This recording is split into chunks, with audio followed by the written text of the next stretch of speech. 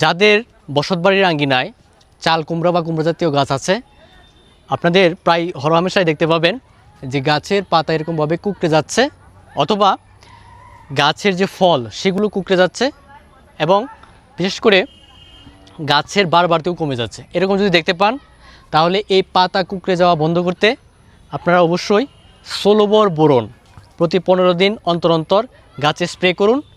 তাছাড়াও অনেক সময় দেখা যায় পাতাগুলো এরকমভাবে নিচ থেকে নিচের দিকে কুঁকড়ে যাচ্ছে।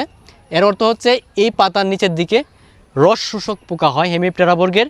এই হেমিপ্টেরা বর্গের যে রস শোষক পোকাগুলো এই পাতার নিচে বসে রস শোষণ করে, যার ফলশ্রুতিতে আপনারা গাছের নিচেই পাতা যদি একটু টান দেন তাহলে দেখতে পাবেন এরকম রস শোষক পোকা।